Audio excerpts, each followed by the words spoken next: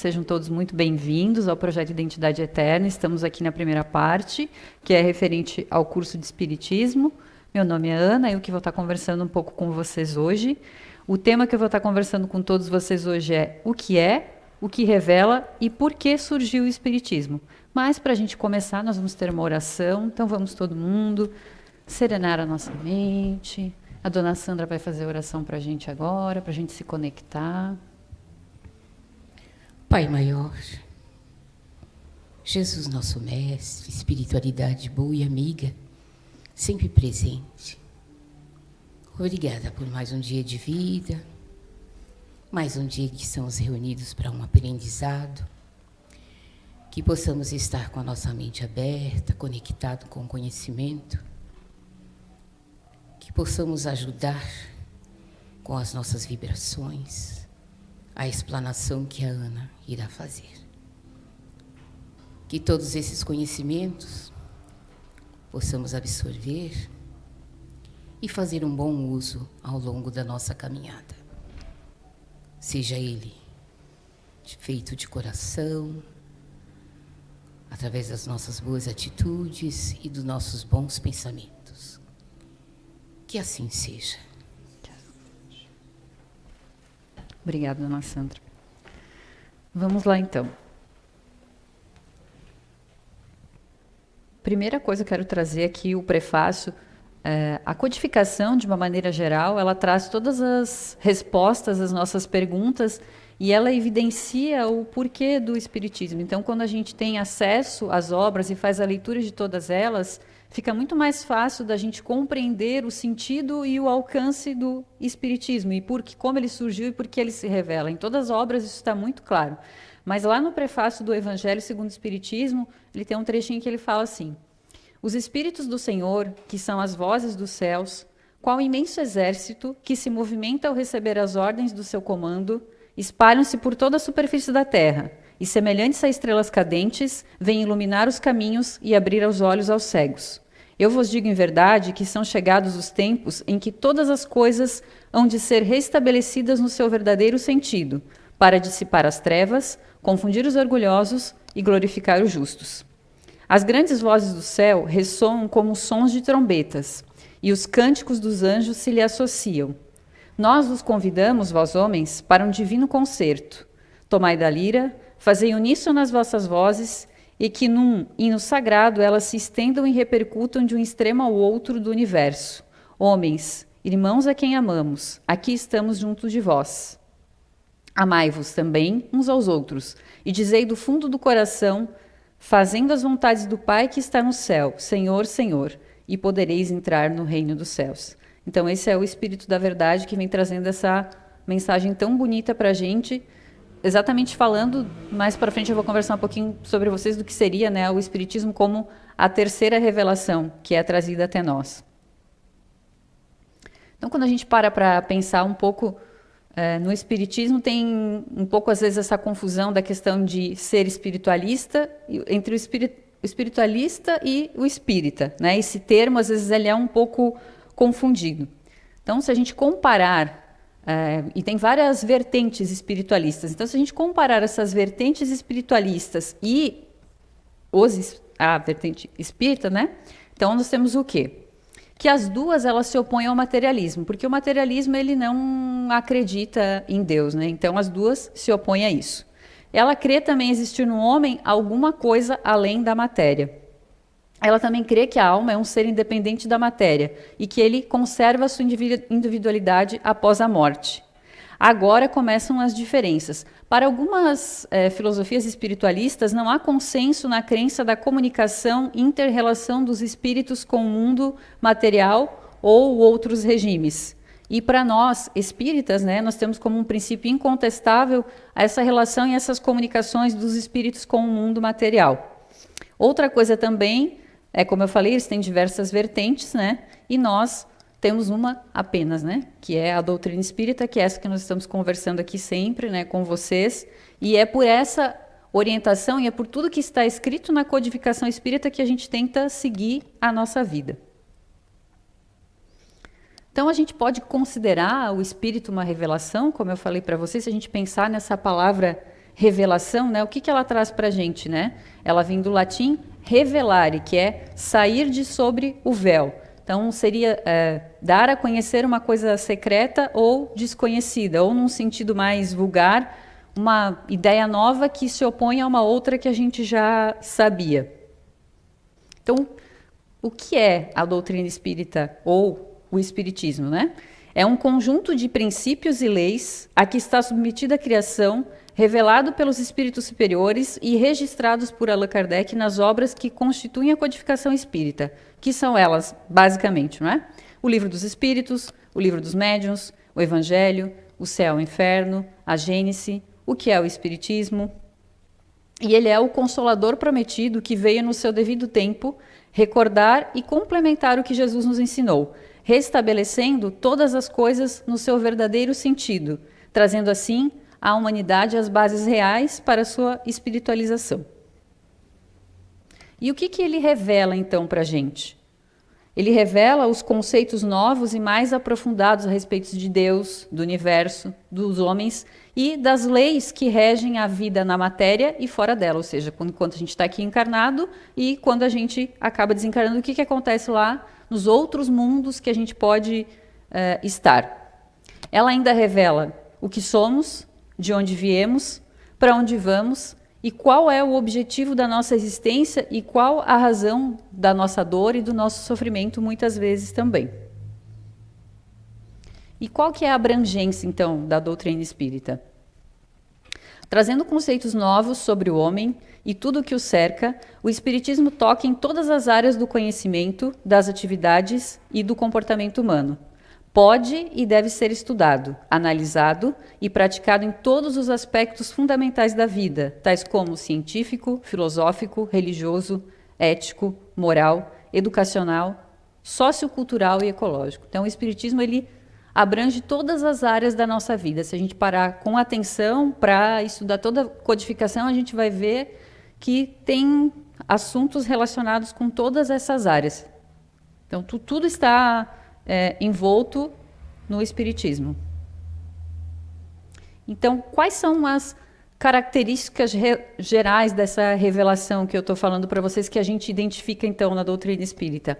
A primeira delas é o caráter incessante, ou seja, essa revelação ou comunicação, ela é necessária para todos nós e quando ela chegou até nós, ela não ficou vinculada a determinadas classes. Então, porque eu sou de tal classe, eu tenho tal conhecimento, eu vou receber essa informação e eu não. Não, todos nós nascemos sobre as mesmas condições, nascemos com simples e vamos adquirindo o conhecimento. Então, todos nós, quando nascemos, temos as mesmas oportunidades de adquirir o conhecimento e não só de adquirir o conhecimento, e o mais importante, praticar esse conhecimento, porque não adianta a gente saber o que é certo, mas não fazer o que é certo. O mais importante é fazer. E quando é que a gente consegue fazer o que é certo? Quando a gente conhece mais. Então, quanto mais a gente estuda, quanto mais a gente conhece a doutrina e principalmente os seus princípios, é mais fácil quando a gente comete um erro, porque nós vamos cometê-los, claro, com certeza, várias vezes, faz parte, né? A gente vai cometer, a gente vai parar para refletir mais rápido, às vezes, do que outra pessoa que não tem esse conhecimento.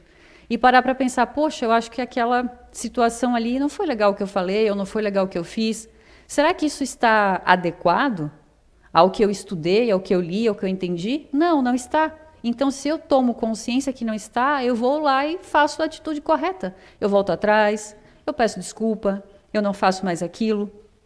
E ela também, outra característica dela é que ela é sempre progressiva e na razão do estado de necessidade da humanidade. Suas fases são tão variadas como as do gênero humano na sucessão dos séculos. Então, mais para frente também vou falar um pouquinho para vocês sobre todas as 3 revelações. Então, a gente sabe, obviamente, que nós, enquanto sociedade, estamos evoluindo muito lentamente, mas estamos evoluindo, né? A cada século, a gente adquire um pouco mais de conhecimento, às vezes a gente dá uma retroagida, às vezes a gente avança um pouquinho mais, mas nós percebemos de uma maneira geral que as pessoas têm se preocupado mais, né, com as suas atitudes, como elas se comportam de uma maneira geral. As pessoas têm se preocupado mais com a natureza, né? A gente tem percebido no mundo todo que há uma preocupação diferenciada. E com certeza isso é um movimento lento e que eu acredito que cada vez mais ele vai se solidificar.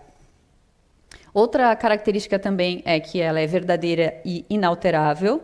Então, o Espiritismo é uma doutrina revelada pelos espíritos superiores das esferas mais iluminadas, responsáveis por transmitir essa verdade procedente da inteligência suprema. Então, lá no Evangelho também, eu vou comentar com vocês algumas passagens que tem lá. Então, todas as manifestações da verdade procedem do mesmo foco, do mesmo centro, a divina inteligência. A comunicação espiritual, sanção dos princípios que constitui o credo no Espiritismo, é a continuação da revelação divina. Sendo necessária a revelação para o progresso das sociedades, ela tem vindo do alto, em todos os tempos, na medida das necessidades humanas e do cultivo e aperfeiçoamento das almas. Então, conforme nós, enquanto sociedade, evoluímos, a comunicação, que é o que ele está falando aqui para a gente, ela também consegue evoluir. Por quê? Porque nós também temos mais consciência e também conseguimos entender melhor. Se a gente pensar lá atrás, no começo, aquela pessoa que a sua subsistência baseava-se basicamente em sobreviver todo dia, né, em ter o que comer, ela não tinha, né, muito essa noção, ela não tinha nem tempo para pensar nisso. E conforme a gente foi evoluindo em sociedade, essas informações também puderam chegar para a gente com maior propriedade, a gente também conseguir absorver isso. Então lá também tem uma passagem que é muito importante. Fé inabalável só é a que pode encarar frente a frente a razão em todas as épocas da humanidade. E o Espiritismo pode fazer isso.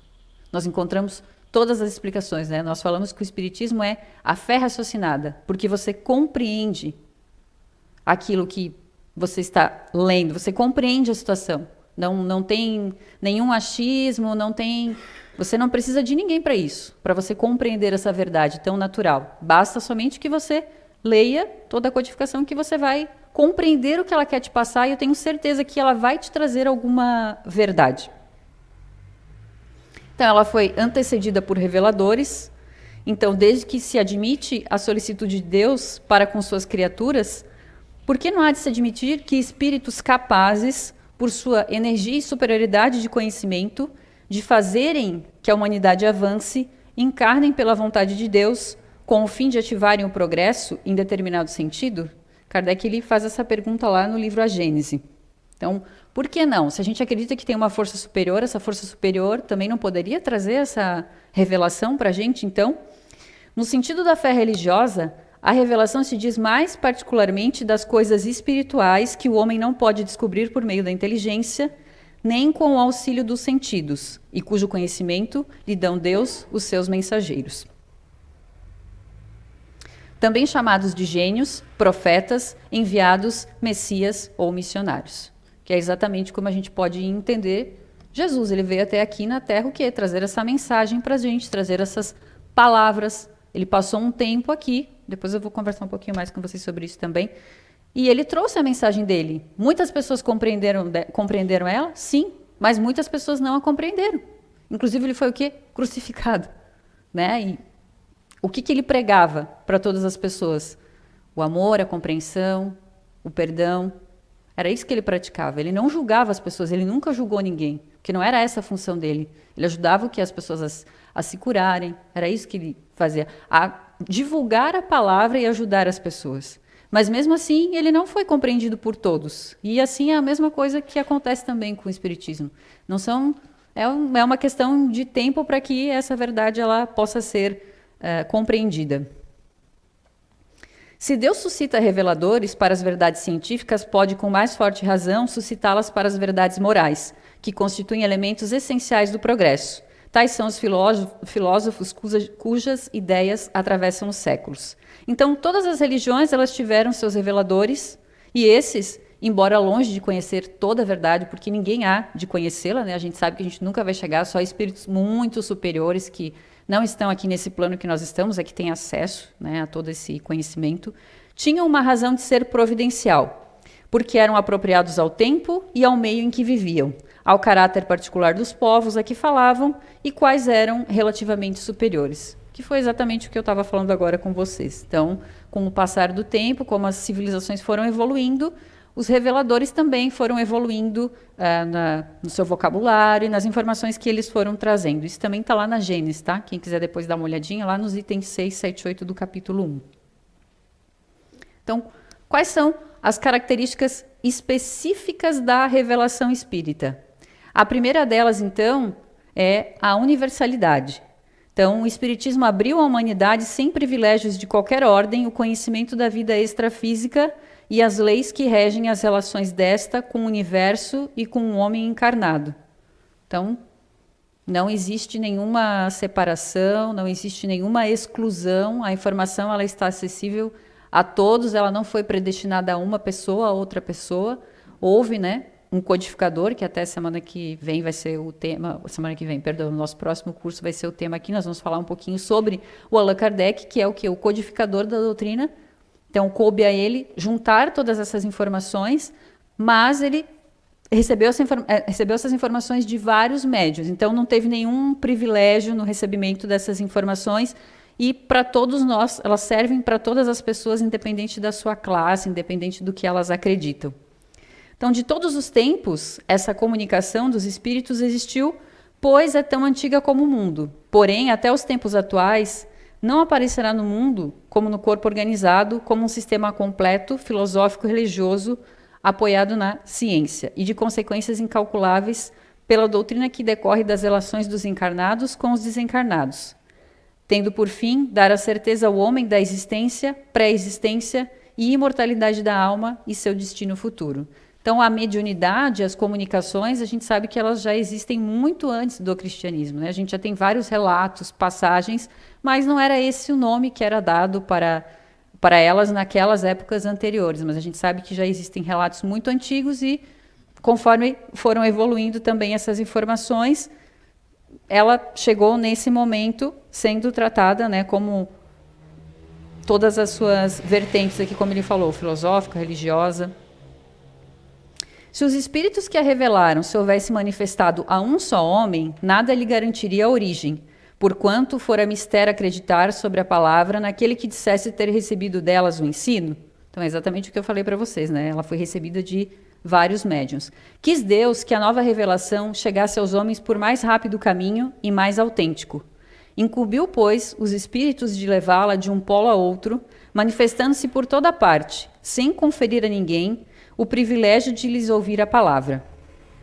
E isso constitui o quê? Uma garantia para cada um de todos de que não houve nenhuma manipulação nessa informação. Na verdade, até Kardec chegava a fazer a mesma pergunta para vários médiuns diferentes, para ver qual era a resposta que cada médium ia dar e para saber se essa resposta que ele estava dando ali realmente ela era verdadeira, se não tinha nenhuma criação, se não tinha nenhum envolvimento do médium nessa resposta. Milhares de vozes se fazem ouvir simultaneamente em todos os recantos do planeta, proclamando os mesmos princípios e transmitindo aos mais ignorantes como aos mais doutos, a fim de que não haja deserdados. Nessa universalidade do ensino dos espíritos reside a força do espiritismo e também a causa de sua tão rápida propagação. Então, quando as pessoas começam a compreender, claro, no começo a gente sabe que existia a questão mais das apresentações, do misticismo que havia das mesas, enfim, né? Quando tudo começou, o espiritismo se usou disso para chamar a atenção das pessoas. Mas depois, passado esse momento, e a gente fazendo um pensamento até hoje, a gente já sabe que a codificação ela não precisa mais desses fatores aí que ficaram lá no passado. Ela não precisa mais desse chamariz, vamos dizer assim, para que ela passe a sua credibilidade, né? Ela já está muito sedimentada.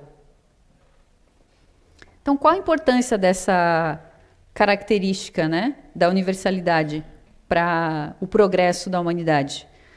O conhecimento de tal fato não pode deixar de acarretar, generalizando-se, profunda modificação nos costumes, caráter, hábitos, assim como nas crenças que tão grande influência exercem sobre as relações sociais. É uma revolução completa a operar-se nas ideias, revolução tanto maior, tanto mais poderosa, quanto não se circunscreve a um povo nem a uma casta, visto que atinge simultaneamente pelo coração todas as classes, todas as nacionalidades, todos os cultos. Então, a gente sabe que a doutrina espírita, ela atinge a todas as pessoas em todo o mundo. Ela não foi destinada, como eu falei para vocês, especificamente para um povo ou para o outro, ou especificamente para um entendimento único. né? Para que todos nós possamos ter acesso a esse conhecimento, compreendê-lo e que a gente possa cada vez mais praticá-lo, porque a gente precisa muito disso. Outro é a origem divina. Então, foi providencial o seu aparecimento, e ele não foi, então, resultado da iniciativa, nem de um desígnio premeditado do homem, porque os pontos fundamentais da doutrina, elas provêm do ensino que deram os espíritos encarregados por Deus de esclarecer os homens acerca das coisas que eles ignoravam, que não podiam aprender por si mesmos e que lhes importava conhecer, hoje que estão aptos a aprendê-las. Então, alguns valores que nós temos dentro da doutrina espírita, nós tínhamos lá atrás enquanto sociedade, mas eles ainda eram um pouco vagos para todos nós. Então, a doutrina espírita está trazendo eles novamente para a gente, reforçando eles para que nós, enquanto indivíduos e enquanto sociedade, né, saibamos respeitar vamos pensar aí nos mandamentos básicos que a gente sabe, né? Que são aqueles lá, os 10, que a gente não consegue nem cumprir esses 10, quem dirá o restante de todos eles, né? Então, vamos pensar nos mais básicos, que a gente não consegue. Então, isso que ele está querendo dizer aqui é exatamente isso, né? Que a gente está trazendo, esclarecendo os homens de todas essas informações. Se a doutrina espírita fosse de concepção puramente humana, não ofereceria por penhor senão as luzes daquele que a houvesse concebido. Ora, ninguém nesse mundo poderia alimentar fundadamente a pretensão de possuir com exclusividade a verdade absoluta. Então, lá no Evangelho segundo o Espiritismo, ele está falando que se a terceira revelação, que é a doutrina espírita, tivesse provido de nós aqui, ela teria o quê? Ela estaria carregada com as nossas ideias, com os nossos conceitos. Se a gente parar para pensar lá atrás, quando Jesus esteve aqui, logo depois da era, o que aconteceu? O cristianismo, a igreja foi tomando conta do cristianismo, ela criou um sistema fechado, e aí acho que todos nós conhecemos a história, né? Começou a se cobrar aqueles valores das pessoas. Nós tivemos Inquisição, nós tivemos cruzadas, em que as pessoas matavam em nome de Deus. Imagina como a gente concebe que eu posso matar em nome de Deus. Onde que tem a lógica disso, que Deus vai querer que a gente mate alguém? Mas naquela época, a igreja conseguiu isso. Ela criou um sistema, credibilizou isso, e as pessoas começaram a acreditar nisso, então as pessoas achavam que isso era normal. E nós vivenciamos isso por muitos anos. Quantas pessoas foram mortas na Inquisição? Quantas pessoas que faziam bem, que não tinham nenhuma intenção de prejudicar ninguém e foram mortas. Por quê? Porque uma pessoa que era instituída pelo Papa ia lá, analisava o seu processo e dizia: não, você é um bruxo, você está praticando algo que é contrário a Deus. Fogueira. Imagina essa pessoa sendo levada para a fogueira e ela não fazia nada de errado. Ela ajudava ainda as pessoas, ela fazia chás, ela atendia as pessoas mais pobres, ela cuidava das pessoas. Mas não, como a igreja tinha, naquele momento, claro, né? Não estou aqui falando mal da igreja de uma maneira geral. Naquele momento, esse era o entendimento deles, eles conseguiram fazer com que as pessoas acreditassem nisso, e nós passamos muitos momentos obscuros por conta disso. Então, a gente tem que entender que essa revelação, ela não vem de nós, porque se ela viesse de nós, ela já estaria contaminada com o que nós entendemos, contaminada com os nossos interesses, porque naquela época a igreja tinha os interesses dela ali, né? A gente teve depois aquela questão de vender os terrenos no céu, né? Que você comprava lá a sua indulgência, então, coisas assim que hoje a gente para analisar e não tem muito cabimento, mas na época era o conhecimento que eles tinham e eram o que eles acreditavam e foi o que eles credibilizaram. Terceiro, então, o caráter científico da participação humana. Então, aqueles que o recebem não estão isentos do trabalho da observação, da pesquisa, da análise, da comparação, raciocínio e livre-arbítrio, através de cujo exercício e experimentação possa o próprio homem chegar às conclusões e aplicações do que investigou. Então, o Espiritismo ele não estabeleceu nenhuma teoria pré-concebida. Remontando dos efeitos às causas, chega à lei que os rege. Depois, deduz-lhe as consequências e busca as aplicações úteis.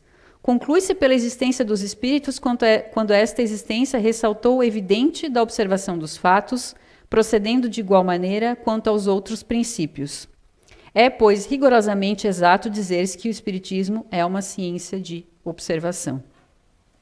Então, a gente sempre comenta isso, que a gente deve sim ler, compreender, questionar, sempre. Porque, exatamente como eu falei antes para vocês, é uma fé raciocinada. Eu compreendo o porquê daquilo, eu compreendo o porquê aquilo está acontecendo comigo. Quando ele fala, né, que a gente tem esse conhecimento da nossa vida passada, da nossa vida futura, o porquê, às vezes, de estarmos passando por determinadas situações nesse momento. Então, é uma fé raciocinada e nós estamos trabalhando nela todo dia, nós estamos construindo ela todo dia. Cabe a nós, e aqui ele fala também do livre-arbítrio, né, que nós temos todos os dias e que nos é dado exatamente para que a gente possa fazer as escolhas. Escolhas essas que, como eu falei para vocês antes, quanto mais conhecimento a gente tem, melhor estarão alicerçadas essas escolhas que nós fazemos.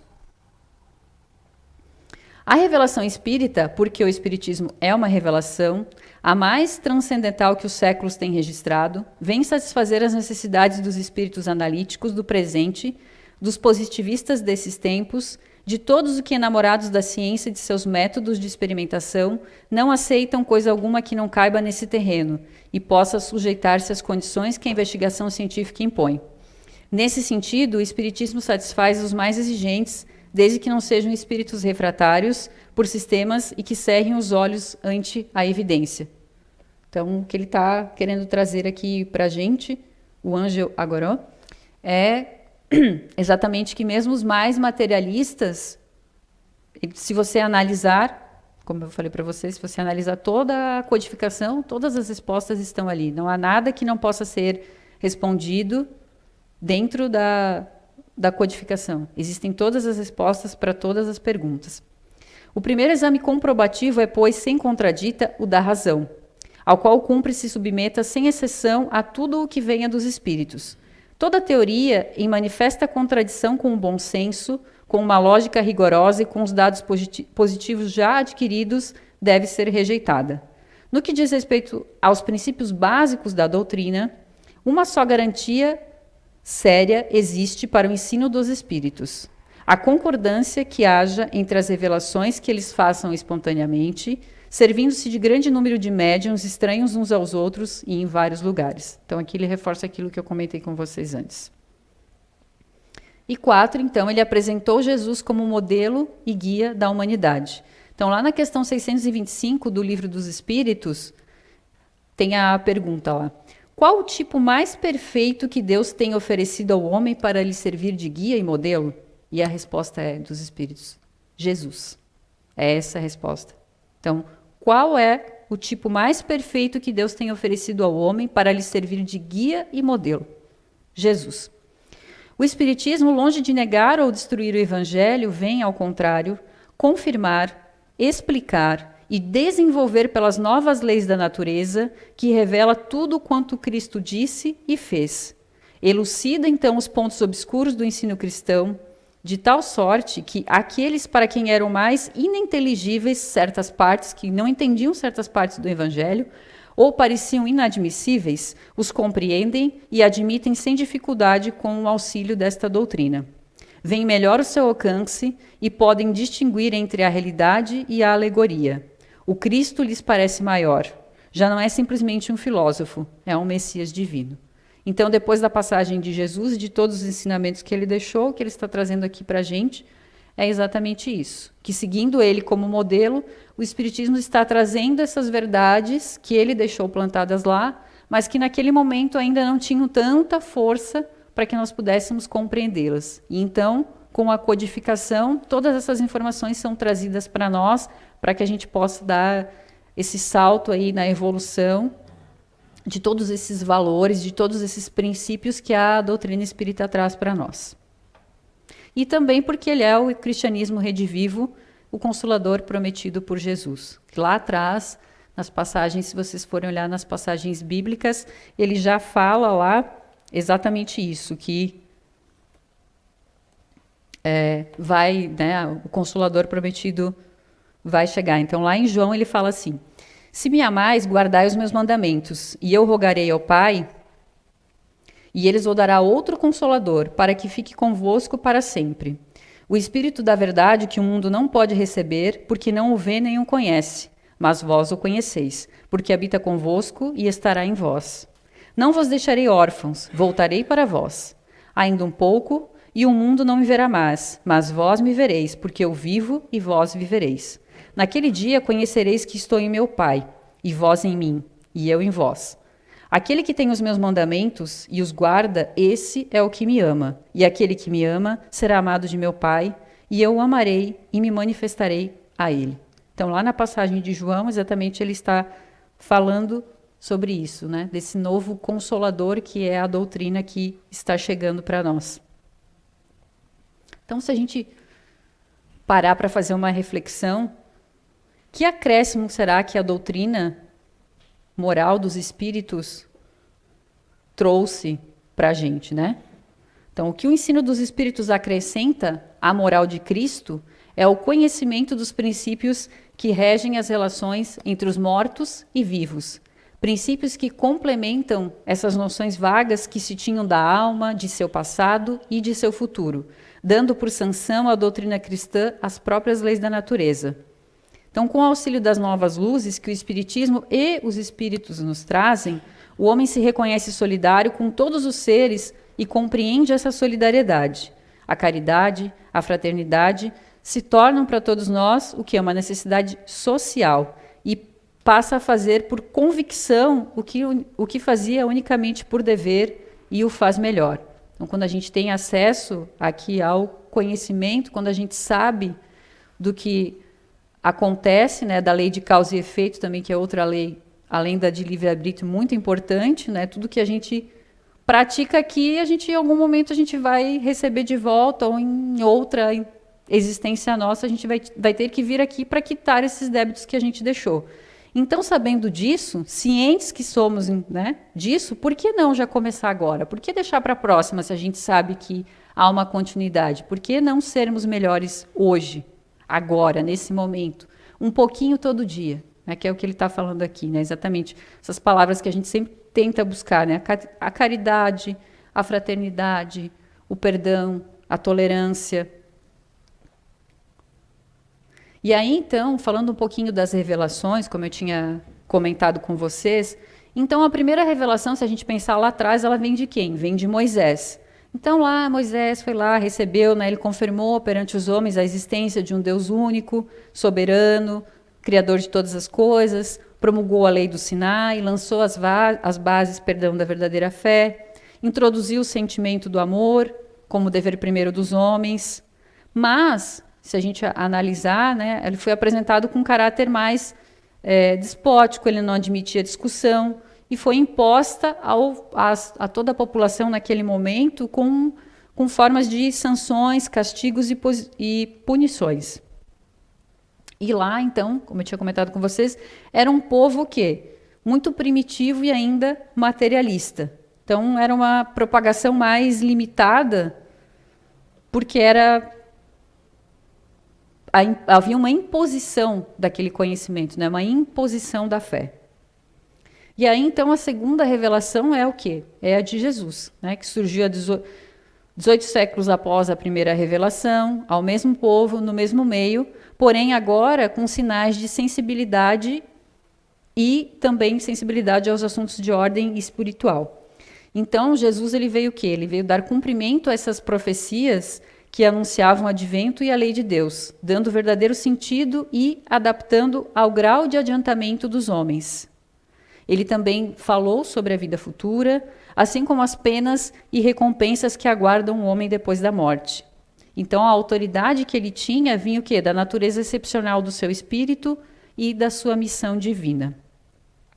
A doutrina de Jesus era essencialmente conselheira, livremente aceita e só se impunha pela persuasão do exemplo e da coerência dos efeitos e das consequências. Então, de propagação lenta, também dependente de um ensino direto sobre a autoridade da palavra do mestre ou dos seus discípulos. Então, como já a gente sabe do conhecimento de todos nós, ele tinha os seus discípulos que ele ensinava e pedia a eles que eles fossem a outros lugares e levassem a palavra da mesma maneira como ele fazia, ajudando a todos, fazendo as curas. Então, essa é basicamente, né, o que Jesus deixou para a gente, né, esse exemplo de caridade, de perdão, de não julgamento, porque ele não fazia isso.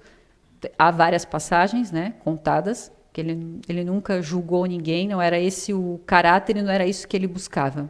Bem pelo contrário, ele buscava ajudar as pessoas. E aí, então, agora falando sobre a terceira revelação, então, se a gente parar para pensar, essa terceira revelação, ela não se personificou em nenhum indivíduo, então ninguém pode identificar-se como seu profeta exclusivo, e ela é o quê? Ela é o fruto de um ensino coletivo, porque houve uma colaboração para que essa verdade chegasse até nós. Então, ela surgiu simultaneamente em milhares de pontos diferentes e por vários intermediários, como eu falei para você, vários médios, que se tornaram centros ou focos de radiação, que estrategicamente colaborou para sua rápida propagação. O Espiritismo, partindo das próprias palavras do Cristo, como esse partiu das de Moisés, é consequência direta da sua doutrina. Então, ele veio para confirmar, explicar e desenvolver o Evangelho com novas luzes. Surgiu numa época de emancipação e madurez intelectual, em que nós já tínhamos uma inteligência mais desenvolvida, e a gente não se resignava a representar um papel passivo, a gente não somente recebia informação como lá atrás. Então, em que o homem nada aceita às cegas, mas quer ver aonde o conduzem, quer saber o porquê e o como de cada coisa. Tinha ela que ser ao mesmo tempo o produto de um ensino e o fruto do trabalho da pesquisa e do livre exame dos homens. Então, lá atrás, quando a gente sai dessa época ali que eu comentei com vocês, então como a gente passa as cruzadas, a gente tem a reforma religiosa, que até Martim Lutero ele se revolta contra essa questão de ter que pagar, né, por um terreno no céu.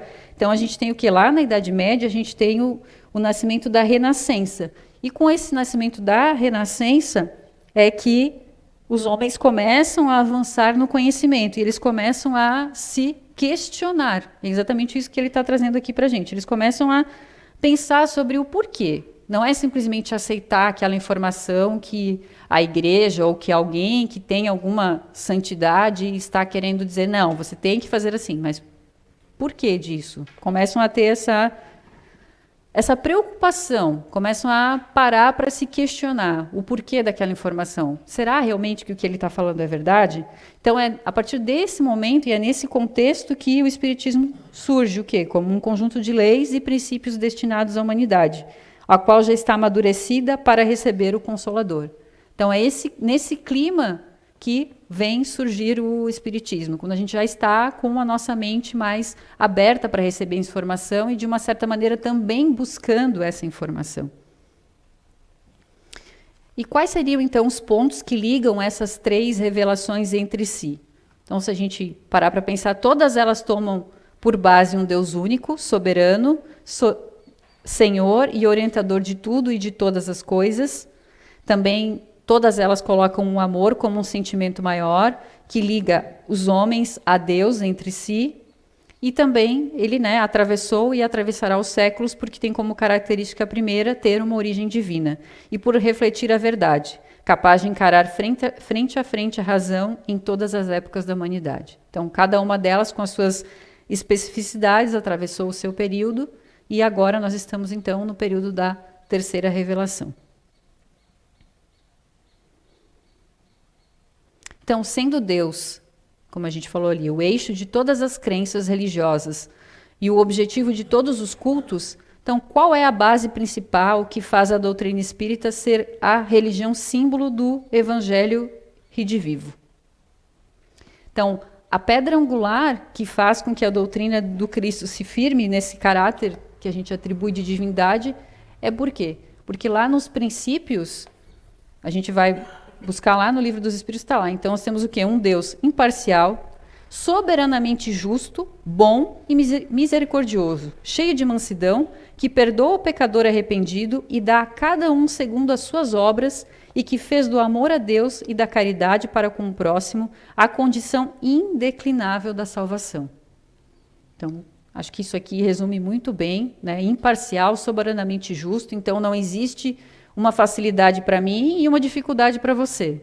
Como que isso pode ser justo? Não existe isso. E essa exatamente essa fé raciocinada que eu estou aqui falando para vocês desde o começo. Se a gente parar para pensar. Não existem privilégios, não existem penas maiores, não existem penas menores. Então, se eu não me esforçar, não adianta eu falar para você que eu te perdoei, mas na verdade eu não te perdoei, eu ainda estou ali pensando, estou ali te desejando mal. Não, eu continuo errando da mesma maneira. E não existe negociação, né? A gente fala aqui sempre que não existe um negociar com Deus, não existe isso. Não, eu vou errar um pouquinho aqui e depois... Não, quando a gente erra, a gente errou. E a gente tem que reconhecer que errou e fazer diferente, mas aquele pedacinho ali que a gente errou, a gente vai ter que voltar e vai ter que quitar aquilo de alguma maneira, porque o que é certo para mim é certo para todos nós. Não existe um meio termo da certeza e do perdão também, porque vamos e convenhamos, né? Todos nós aqui em algum momento vamos o quê? Pedir perdão. E aí o meu perdão é diferente do perdão de vocês? Não, não teria lógica isso, né? O meu perdão tem que ser igual ao perdão de todo mundo aqui. Então, se ele está me perdoando, ele tem que perdoar todos nós. Então, qual é a lógica que existe de eu achar que ele pode perdoar a minha falta, mas ele não pode perdoar a falta da outra pessoa? Por que ele não pode perdoar a falta da outra pessoa? Ah, o que a outra pessoa fez é muito grave. Ok, ela vai responder pelo que ela fez, no tempo devido a ela. Mas eu não posso pensar que o meu perdão é maior que o perdão da outra pessoa, porque o perdão, ele é para todos. Então, qual é uma das frases símbolo da doutrina espírita?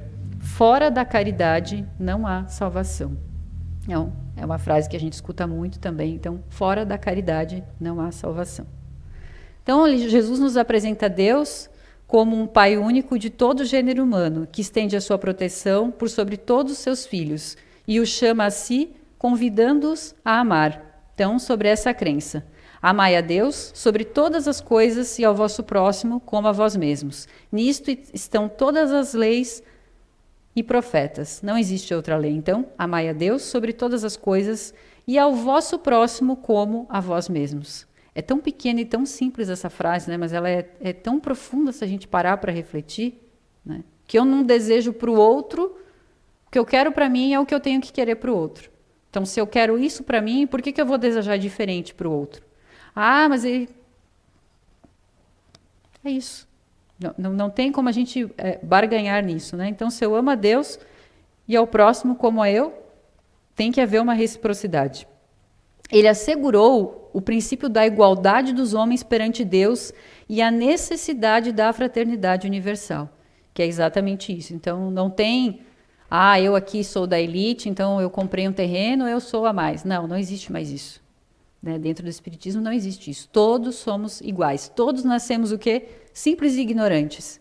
E no construir da nossa caminhada é que a gente vai fazendo as escolhas. O quê? Através do livre-arbítrio que a gente tem de escolher todo dia quais que serão as nossas atitudes. Então, é igual, nós somos iguais. Todos temos os mesmos direitos e todos temos os mesmos deveres. E lá no final, quando a gente desencarnar, quando a gente chegar lá na fila, né, para fazer a prestação de contas, a nossa prestação de contas também é individual, ela não é coletiva. Então, cada um de nós vai responder por aquilo que fez. Então, qual é o mais relevante princípio doutrinário, um dos, poderia dizer, revelado pelo Espiritismo e sob cuja lei estamos submetidos em prol dessa fraternidade universal que eu falei para vocês antes? Esse princípio é o quê? O da pluralidade das existências. Então, através da reencarnação, todos nós somos solidários no passado e no futuro.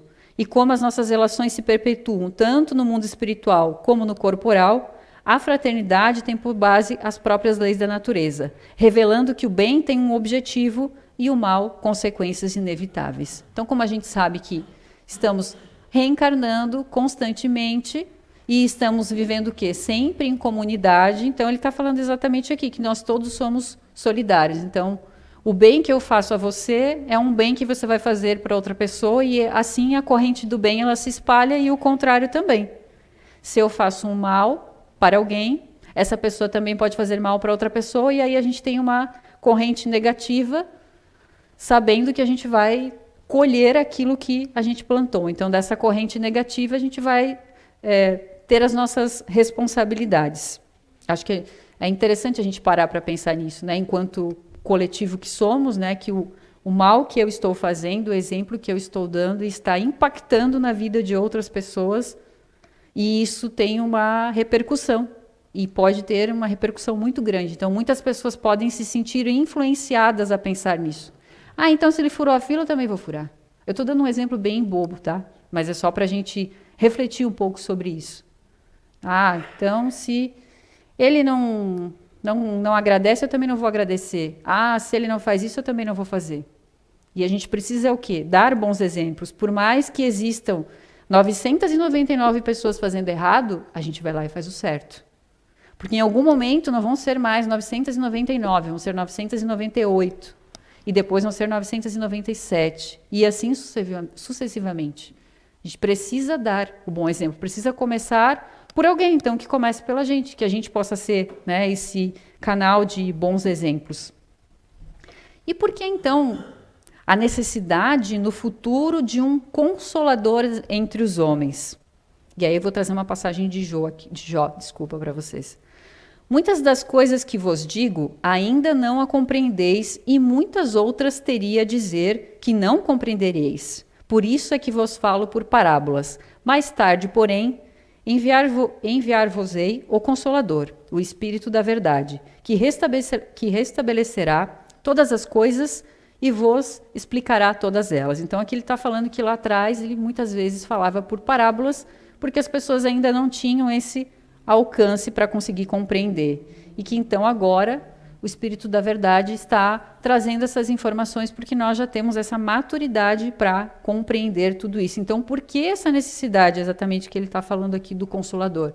Porque nós já temos maturidade e conhecimento suficiente para compreender essas palavras e, mais do que compreendê-las, praticá-las. Então, incontestavelmente, o testemunho de Jesus dos verdadeiros atributos da divindade, de par com revelação trazida por ele sobre a imortalidade da alma, da vida futura, modificava profundamente as relações humanas, impondo aos homens novas obrigações, fazendo-os encarar a vida presente sobre outro aspecto e tendo por si mesmo de reagir contra os costumes materialistas e as relações sociais da época, focadas exclusivamente no poder. Então, tratava-se de uma modificação de valores e comportamentos, que para aquele momento da humanidade, poucos estavam preparados por não ter sido suficientemente compreendida ou aceita a mensagem de Jesus. Então, Jesus já previa lá que a gente teria necessidade dessa revelação. Ele já sabia naquele momento que ele não conseguiria passar todo o conhecimento dele. Então, será que é o Espiritismo o Consolador prometido por Jesus? Muitos de vocês podem estar se perguntando isso. Mas será então que o Espiritismo é esse terceiro Consolador aí prometido por Jesus? Se o Cristo não pode desenvolver o seu ensino de maneira completa, é que faltavam aos homens conhecimentos que só eles poderiam adquirir com o tempo e sem os quais não o compreenderiam. Então, o Espiritismo, partindo das próprias palavras do Cristo, como esse partiu das de Moisés, é consequência direta da sua doutrina e elucida os pontos obscuros do ensino cristão. Então, por essa revelação divina, o homem sabe que todas as almas, tendo o mesmo ponto de origem, são criadas iguais, com idêntica aptidão para progredir, em virtude de seu livre arbítrio. Sabe que a alma progride incessantemente, através de uma série de existências sucessivas, e que todas têm o mesmo destino e alcançarão a mesma meta, mais ou menos rapidamente, pelo trabalho e pela boa vontade. Sabe por que está na terra, porque sofre temporariamente e vê por toda parte a justiça de Deus. Então, novamente, friso aqui para vocês. Reconhece-se pela fé e pela razão que o Espiritismo realiza todas as promessas do Cristo a respeito do Consolador anunciado. Então, o Espiritismo, ele explica exatamente isso que eu acabei aqui de falar para vocês, que todos nós temos o mesmo ponto de origem, somos criados iguais, temos as mesmas possibilidades, e é essa construção que a gente faz do nosso caminho aqui, na nossa presente encarnação, que vai nos levar à progressão. Alguns de nós vão progredir mais rápido, alguns de nós vão progredir de forma mais lenta. Vai depender o quê? Muito da nossa vontade, muito do que a gente está buscando e do conhecimento. Então, se a gente parar para meditar um pouquinho sobre o Espiritismo, sobre isso que a gente conversou um pouquinho aqui hoje. Ele traz o que para nós, enquanto humanidade? Ele traz uma estrada nova, ele traz um horizonte novo para a gente, infinito de possibilidades. Então, ela começa aí falando dos mistérios, né, do mundo invisível, mostra o verdadeiro papel na criação, o nosso papel ativo, né, que nós temos, tanto no estado espiritual como no estado corporal. Então, ela sabe que a gente não está limitado a alguns instantes de uma existência transitória, né? Ou seja, não quero nem saber, eu estou aqui, então, já que eu acho que não vai acontecer nada, então eu vou errar aqui numa próxima. Não. Que a vida espiritual não se interrompe por efeito da morte, que já viveu e tornará a viver, e que nada se perde do que se ganha em perfeição. Então, todo o bem que a gente faz aqui, a gente leva, todo o conhecimento que a gente tem, a gente leva para a nossa próxima existência. E todo mal, a gente vai ter que reparar ele. Em suas existências anteriores, depara com a razão do que é hoje e reconhece que, do que ele é hoje, qual se faz a si mesmo, poderá deduzir o que virá a ser um dia. Então, ele está exatamente dizendo isso aqui para a gente, né? De uma existência anterior, se eu me preocupei mais, provavelmente na minha próxima existência aqui terrena, eu já vou ter cumprido algumas missões, quem sabe a minha próxima missão, ela vai ser um pouco mais leve. E do contrário também. Se, infelizmente, eu não conseguir me esforçar ou não quis me esforçar, né, o meu retorno aqui à Terra, ele terá missões mais pesadas, expiações, quem sabe, mais complicadas. E, novamente, como a gente sempre fala, é uma escolha que nós temos. Pelo seu poder moralizador, por suas tendências progressistas, pela amplitude de suas vistas, pela generalidade das questões que abrange, o Espiritismo é mais apto do que qualquer outra doutrina a secundar o movimento de regeneração na Terra. Por isso, é esta revelação contemporânea deste movimento. Tornada adulta, a humanidade tem novas necessidades, aspirações mais vastas e mais elevadas. Ela sente que é mais amplo o seu destino e que a vida corpórea é excessivamente restrita para encerrá-la inteiramente. Se a gente pensar que é só essa vida, que é só isso que a gente tem, é muito pouco, né? Se a gente pensar no certo e no errado, no justo e no injusto, por que existem tantas pessoas numa situação, por que existem tantas pessoas em outra? Por isso mergulhe o olhar no passado e no futuro, a fim de descobrir num ou no outro o mistério da sua existência e de adquirir uma consoladora certeza. Todas as ações têm uma finalidade, porquanto, trabalhando para todos, cada um trabalha por si, e assim a fraternidade passará a ser uma pedra angular da nova ordem social, base segura que imprimirá ao mundo um movimento de ascensão coletiva, que assinalará a nova fase da nossa evolução humana. Que é exatamente isso que eu estou comentando aqui com vocês, né? Quando a gente tomar consciência, né, de que o nosso ato está interligado ao ato da outra pessoa, e todos nós pudermos, quem sabe um dia, né, no universo, sermos pessoas justas, boas e corretas, que maravilha que não vai ser isso, né? A gente poder conviver harmoniosamente, todos nós um com os outros, sabendo que o nosso ato impacta diretamente na vida das outras pessoas. Então, pessoal, esse tema ele é muito profundo, como eu falei para vocês no começo. A gente sempre fala aqui quando a gente começa, né, quando a pessoa ela vem conhecer o Espiritismo, muitas pessoas começam lendo ali os romances, que são muito importantes, mas eu quero convidar todos vocês aqui a lerem a codificação. A codificação ela traz muita informação. Um dos primeiros livros, que é o que é o Espiritismo, olha só, é bem, né, o que é o Espiritismo. Façam, né, para quem ainda não tem essa verdade, essa fé consigo, para quem ainda tem alguma dúvida, vá lá, leia a codificação, leia o que é o Espiritismo. Lá existem todas as explicações. Pegue o Evangelho segundo o Espiritismo. Lá no Evangelho segundo o Espiritismo também. Tem, se eu não me engano, eu estava dando uma olhada ontem, mais de 20 a 30 páginas falando exatamente sobre isso. Elencando todos esses pontos, muitos deles que eu conversei aqui com vocês. Então, a informação, ela existe, ela está ali, basta que a gente a acesse e que, acessando ela, a gente possa fazer aí melhores escolhas para o nosso dia a dia, tá bom? Muito obrigada a todos.